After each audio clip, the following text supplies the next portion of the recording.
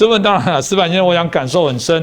这倒是很特别的是，我们看到俄罗斯跟中国，虽然明杰老师说大家各怀鬼胎，这个普丁的这些说法，感觉也跟中国在这时候又有一点唱和。这个矢板先生您怎么看呢？我个人我觉得这个发言蛮有意思的啦。我就是有人说的跟习近平在演双簧啊，我并不这么认为啊。因为作为习近平的话，他2019年的1月2日发表了对台讲话嘛，其中说我们不放弃武力以解决台湾问题的选项嘛，这是等于说习近平对台政策的一个。就是今年的10月9日的辛亥革命的讲话，只是一个就是面对国内的一个讲话。那么去年2019年的1月2日的讲话，那个是很明显的是对台湾的，那也就是按照中国来说，就是对台以后对台湾工作的指针，就是在那个讲话里边嘛。那这个讲话明明把这个武力这个东西放在里边啊，那你一个邻居你在旁边指手画脚，你说不会打了，这个不管是谁觉得会不高兴嘛？就是我还不用你这指手画脚嘛。那么我感觉这个普京的这套讲话之中啊，很明显他是充满了自信。什么叫自信呢？普京其实呢，他在2019、2020年的时候他是很惨的，因为石油的价格跌得很惨，他们是靠卖石油为生的嘛，所以说他国内经济一塌糊涂，他的支持率也降低。但是最近大家都知道这个油价涨上来了嘛。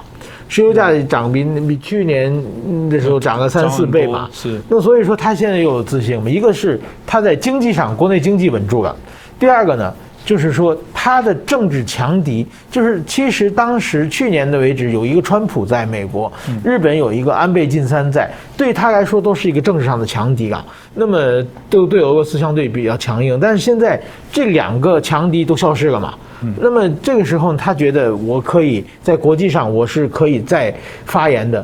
另外一个呢，还有一个很大的变化，就是中国的国际地位，中国现在是4面楚歌，变成过街老鼠，被全世界被围剿了嘛。他现在是看热闹嘛，看中国习近平怎么混得那么惨，就是很明显他有点幸灾乐祸的感觉了。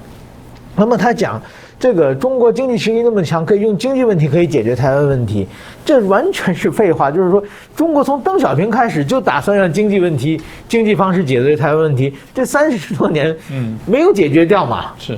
那么也就是说，他说这个话的话，中国觉得我还用着你替我支招，我们早就做过了。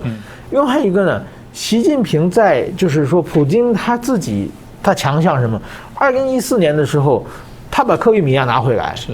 虽然国际社会制裁他完全不为所动，现在挺过来了嘛，基本上克里米亚问题上就是已经没有什么国家再有什么新的表态了嘛，就是基本上他搞定了嘛。那么他觉得习近平，而且这个普京刚拿到克里米亚之后，习近平多少次跟他谈的问题，其实中国一直是想用克里米亚方式解决台湾问题的，这普京也支了很多招了，但是很明显他看台湾海峡。习近平搞不定嘛，他觉得克里米亚我就可以这么轻松搞定的，习近平这么笨，那么做了那么多，那么都没有搞定。他一直他是在作为领导人，他是看不起习近平的嘛，因为习近平，因为他是秘密警察出身，派外驻国外交官。习近平是从小他是一个是靠血缘关系嘛，靠父亲的裙带关系上去的，另外一个。青春时代都做农民嘛，这世界观知识，普京都觉得不行嘛，所以说现在找到一个机会，就是这个是怎么说呢？嘲弄一下习近平啊。另外一个，我觉得他还有一个很大的意义，就是说，透联系。第一，现在其实台海全世界都关心台海会发生军事冲突，包括中国会不会对台动武嘛？他这个现在很明显，我们俄罗斯不支持，给习近平就是说。